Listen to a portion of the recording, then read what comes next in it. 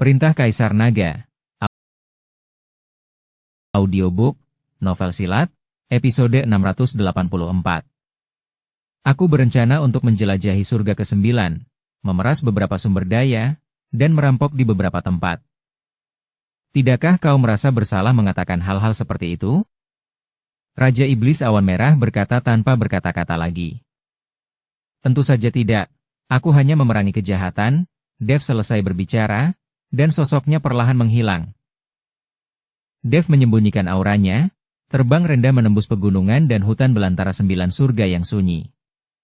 Indra ilahinya, seperti jaring halus, menyapu pegunungan, hutan, dan lembah di bawah, mencari target yang cocok. Organ-organ dalamnya masih berdenyut nyeri.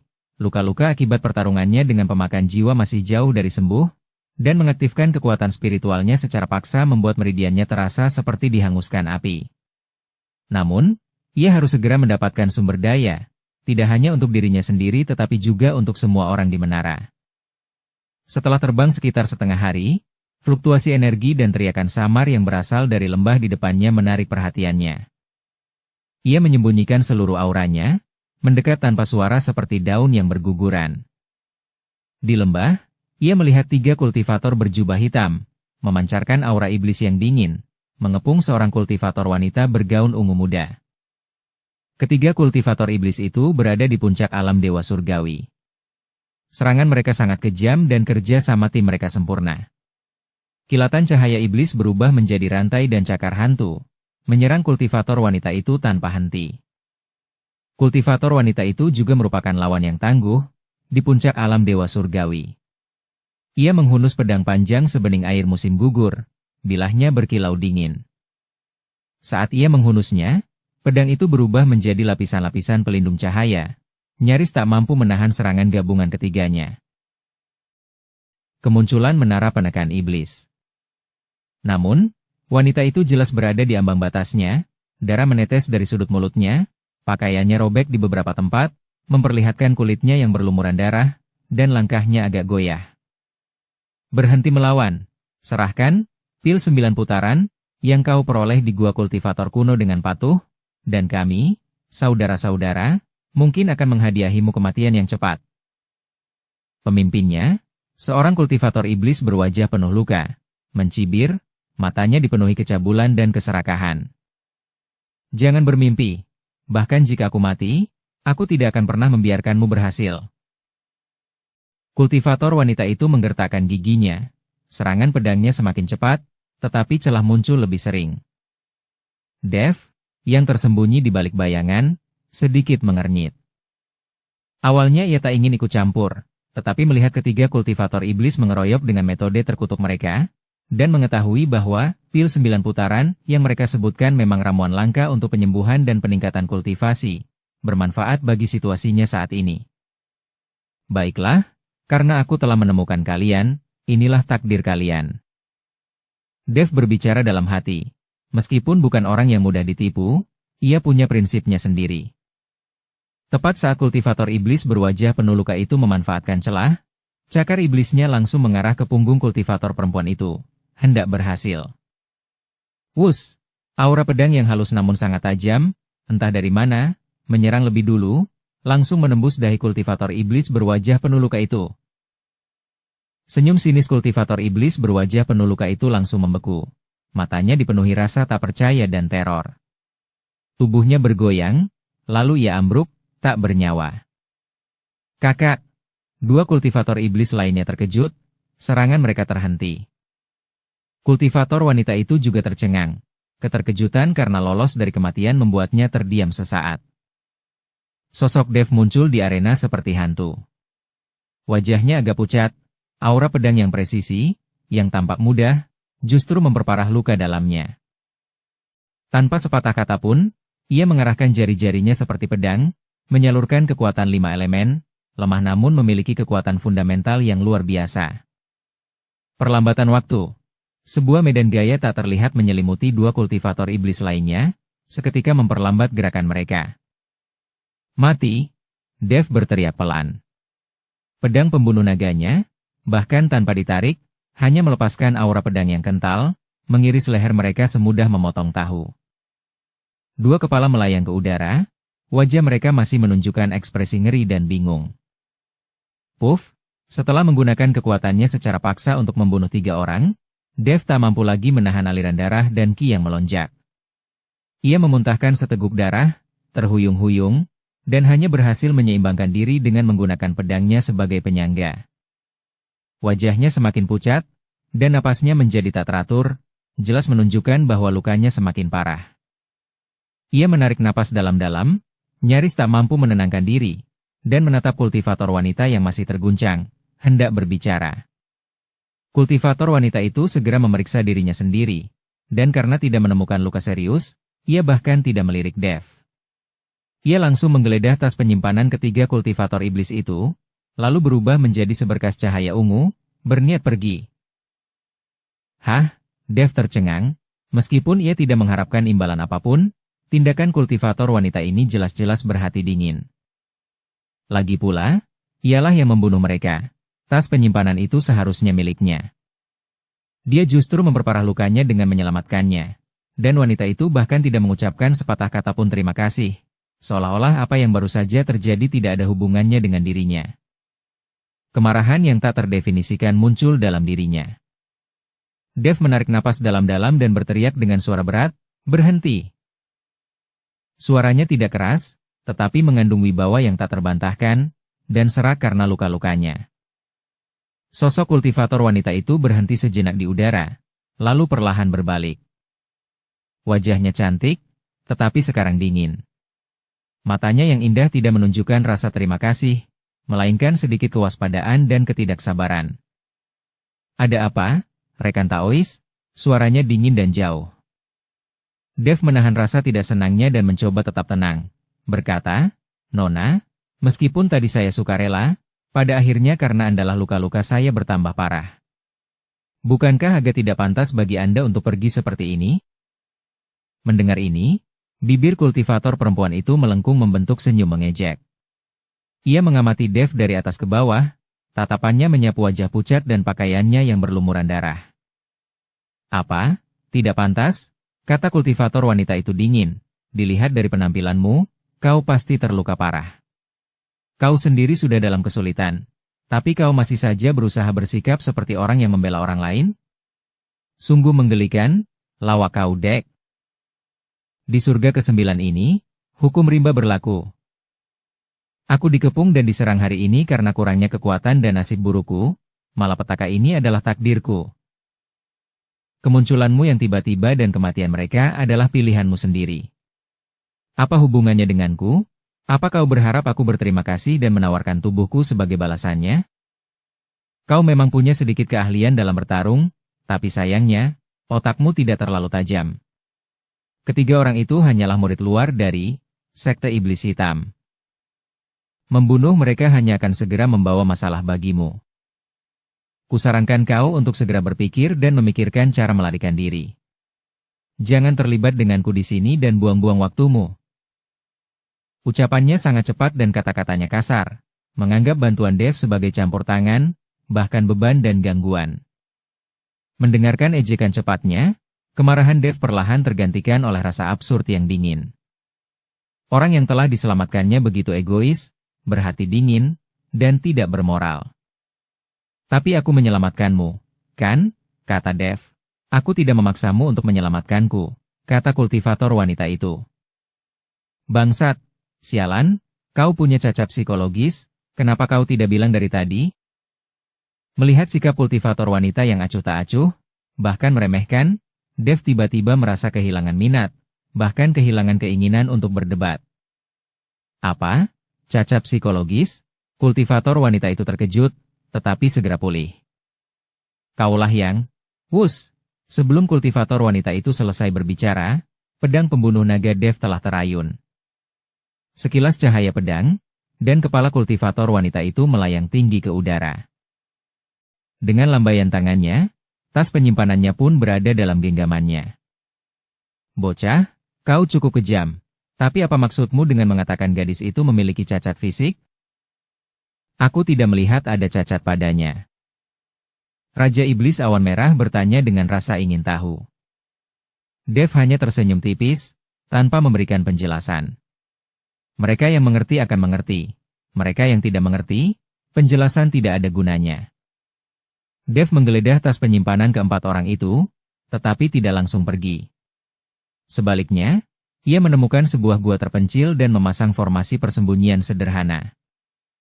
Ia terlebih dahulu memeriksa barang rampasannya. Tas penyimpanan ketiga kultivator iblis itu sebagian besar berisi material yin jahat serta kristal iblis tingkat rendah, yang tidak terlalu berguna baginya. Namun, ketika ia membuka tas penyimpanan kultivator wanita berpakaian ungu itu, matanya berbinar.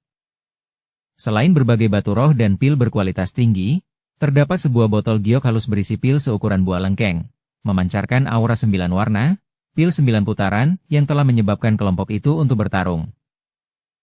Di samping ramuan itu terdapat sebuah token seukuran telapak tangan, bukan emas maupun kayu, dingin saat disentuh.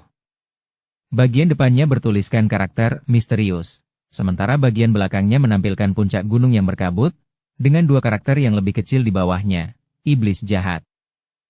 Iblis jahat misterius, Dev mengangkat alisnya. Meskipun baru saja memasuki surga ke-9, ia pernah mendengar tentang sekte ini.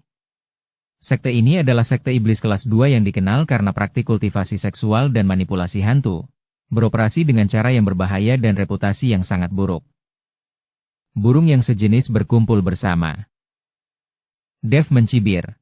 Sifat dingin dan egois kultivator wanita itu menunjukkan atmosfer sekte yang benar-benar tercela. Bayangan wajah kejam kultivator wanita itu sebelum kematiannya terlintas di benaknya, dan dipadukan dengan reputasi buruk sekte iblis jahat misterius, sebuah pemikiran perlahan menjadi jelas. Sempurna, pil 9 putaran ini berkualitas luar biasa, cukup untuk memulihkan sebagian besar kekuatanku. Kalau begitu, sekte iblis jahat misterius ini akan menjadi tempat perhentian pertamaku dalam perekrutan sumber daya ini. Kilau dingin melintas di mata Dev. Dia bukan pria yang haus darah, tetapi dia berpegang teguh pada prinsip jika seseorang memperlakukanku dengan hormat, aku akan memperlakukannya dengan lebih hormat lagi. Jika seseorang menyinggungku, aku akan membalas. Kata-kata dan tindakan kultivator wanita itu telah melewati batasnya, dan menurutnya, sekte itu tidak memiliki alasan untuk tetap eksis. Lebih lanjut, memusnahkan sekte iblis seperti itu tidak hanya akan menyediakan sumber daya tetapi juga dianggap bertindak atas nama surga. Tanpa ragu lagi, dia mengeluarkan pil 9 putaran dan menelannya dalam satu tegukan. Setelah ditelan, ramuan itu langsung berubah menjadi aliran deras yang kuat namun lembut, mengalir deras melalui anggota tubuh dan tulangnya. Kekuatan obat murni itu menutrisi meridiannya yang rusak, memperbaiki luka tersembunyi pada organ-organ dalamnya, dan bahkan memulihkan jiwanya yang terkuras. Di dalam gua, energi spiritual berputar, dan aura Dev tampak semakin kuat dan murni. Luka-lukanya sembuh dengan cepat, kulit pucatnya kembali kemerahan, dan auranya yang sebelumnya agak kacau berangsur-angsur stabil. Ia bahkan sedikit membaik dibandingkan sebelum cederanya, telah mencapai ambang batas puncak peringkat kelima alam dewa surgawi. Beberapa hari kemudian, Dev membuka matanya, tatapannya berkilauan dengan cahaya batin yang nyata. Ia mengepalkan tinjunya dengan lembut, merasakan kekuatan yang melonjak di dalam dirinya, dan senyum dingin melengkung di bibirnya. Waktunya telah tiba. Ia mengeluarkan token sekte iblis jahat misterius, mengisinya dengan indera ilahinya. Ia segera merasakan lokasi sebuah gerbang gunung puluhan ribu mil jauhnya, diselimuti energi jahat yang pekat. Dengan gerakan cepat, Dev berubah menjadi seberkas cahaya yang samar, melesat menuju sekte iblis jahat misterius.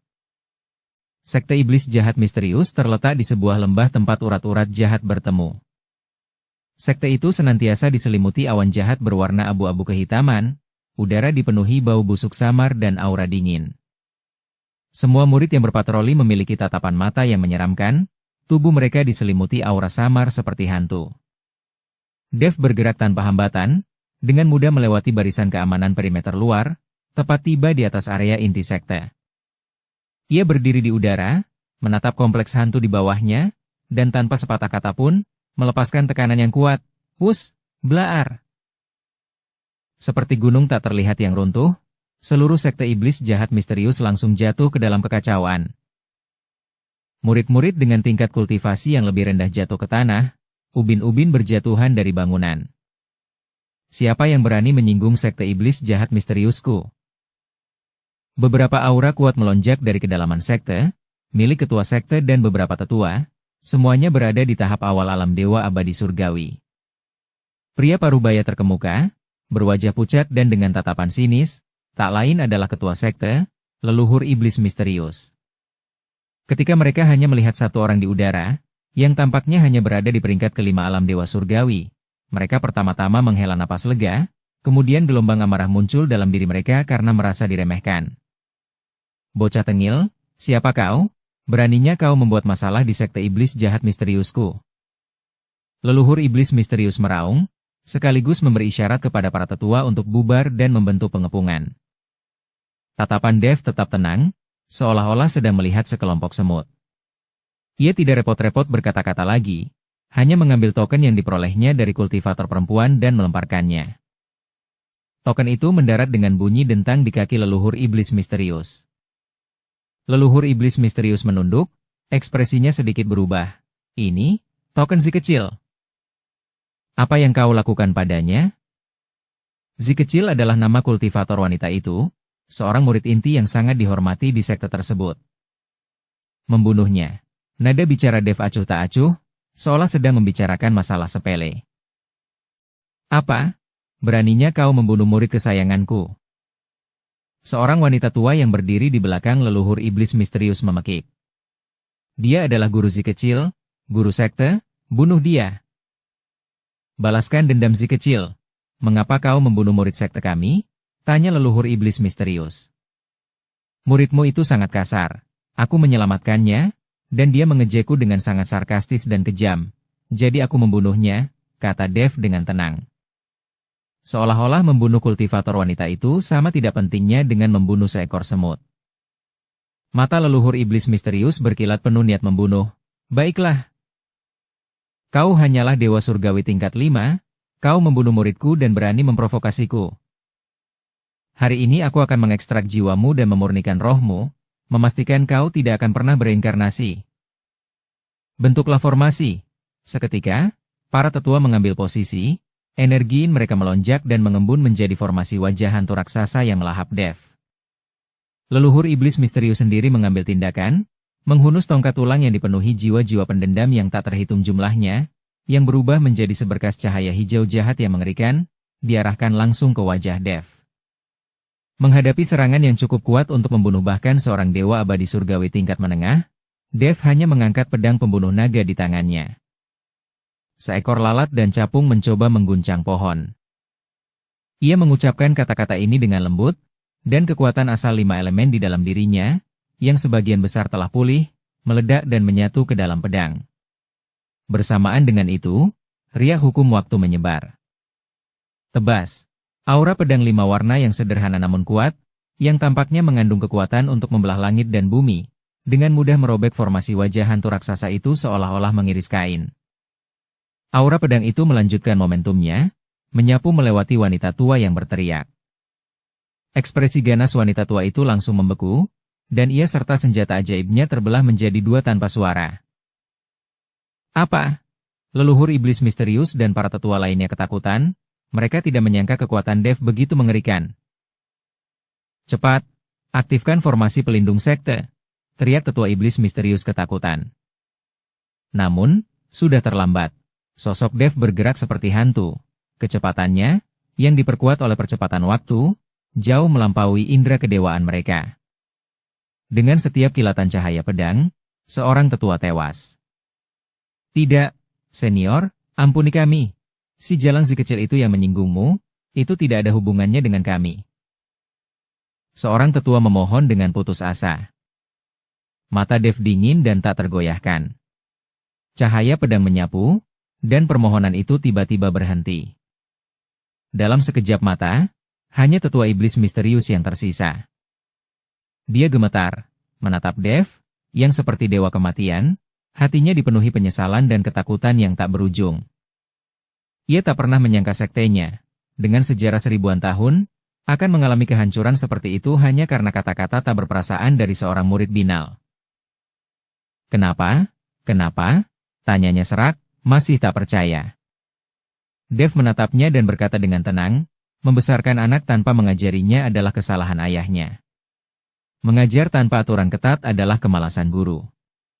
Sekte iblis jahat misteriusmu, dengan balok atasnya yang bengkok, memiliki balok bawahnya yang bengkok, kau pantas menerima balasan ini. Sebelum kata-katanya selesai, pedang pembunuh naga telah berubah menjadi seberkas cahaya, menembus dahi leluhur iblis misterius. Mata leluhur iblis misterius melebar, tubuhnya perlahan jatuh. Hal terakhir yang dilihatnya adalah sosok Dev yang acuh tak acuh menyarungkan pedangnya, dan kata-kata itu terngiang di benaknya. Hanya dalam kematian ia menyadari bahwa akar penyebab kehancuran sekte tersebut adalah kemanjaan dirinya dan para tetuanya terhadap perilaku dan tindakan tidak pantas murid-murid mereka. Dev bahkan tidak melirik mayat-mayat yang berserakan di tanah. Indra ilahinya menyapu seluruh sekte iblis jahat misterius, menjarah harta karun sumber daya yang telah berusia berabad-abad. Setelah melakukan semua ini, ia berbalik dan pergi tanpa ragu. Sosoknya menghilang di angkasa luas. Di belakangnya, hanya sekte iblis jahat misterius yang tersisa, berlumuran darah dan sunyi senyap. Para leluhur sekte iblis jahat misterius, bahkan di surga, tak pernah membayangkan bahwa kehancuran sekte akan dimulai dengan beberapa sindiran dari seorang murid dalam, yang mereka anggap sebagai kebanggaan mereka, yang ditujukan kepada seorang pejalan kaki yang usil. Bocah, kemana selanjutnya? Tanya Raja Iblis Awan Merah. Kembali ke sekte Surgawiyama, tentu saja, untuk menyerap dan memurnikan sumber daya ini. Dev selesai berbicara dan menuju sekte Surgawiyama. Namun setelah terbang sebentar, Dev tiba-tiba merasakan jantungnya berdebar kencang, dan kemudian kristal naga di dalam tubuh Britani mulai bersinar. Dev tertegun, lalu matanya berbinar-binar penuh semangat. Menara penekan iblis telah muncul di surga ke-9.